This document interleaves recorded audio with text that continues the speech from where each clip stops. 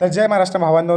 तर शुभम भाऊची आपल्या गिल्टेससाठी रीलवरती कमेंट आली. तर ही शुभम भाऊची आयडी बघा. यांचा हेडशॉट रेट पण चांगला आहे आणि यांची प्रोफाईल पण चांगली आहे. त्यांचा रोल रशरचा आहे. तर हे बघा प्रूफ.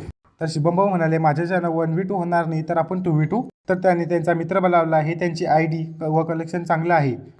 तर त्यांचा रोल रायफलरचा आहे आणि ते सगळ्यात जास्त गन रायफल त्यांची फेवरेट गन उडपेकर आहे. ते गुजरातमध्ये 26 नंबरवरती आहे. तर तुमची वेळ न वाया घालता आम्ही लवकरात लवकर कस्टम लावले आणि चालू केले.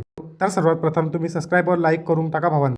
तर आपले चॅनल इंस्टावरती पण आहे. तर त्यांना पण फॉलो करा. त्यांना तुम्हाला लेटेस्ट व्हिडिओ स्टोरीवरती तुम्हाला लिंक मिळून जाईल. जर तुम्हाला पण गिल्टेज द्यायची असेल तर तुम्ही इंस्टावरती फॉलो करून DM करा. तर आम्ही वेळ न घालवता लवकरात लवकर रश केला त्यांच्यावरती डायरेक्टली. भावांना जर तुम्ही हिंदी कम्युनिटीला सपोर्ट करता तर मराठी माणसाला का तर आपल्या मराठी भाषेला आपण पुरविण्याचा पुरा प्रयत्न करतोय. तर इथे फाईट घेता घेता माझी हेल्थ 5 HP राहिली होती. तर मी फटाफट पॅक करून आपली मेडी मार डायरेक्टली रश केला व त्याला थोडासा डॅमेज देऊन मला वाटलं की तो खूप डॅमेज आहे. तर मी त्याच्यावर डायरेक्टली रश करायला गेलो. तर तेव्हाच मला त्यांनी वन टॅप मारून नॉक केलं. तेवढ्यात मला माहीत पडलं की आपल्या प्रज्वल भाऊने एक बंद्याला नॉक पाडून फिनिश पण केलेला आहे. जेवढ्या वेळात मी किल व डॅमेज पाहत होतो तेवढ्या वेळात तर प्रज्वल भाऊने दुसऱ्या बंद्याला पण फिनिश करून घेतलं. तर दुसरा राऊंड पण आम्ही इझिली काढून घेतलेला होता.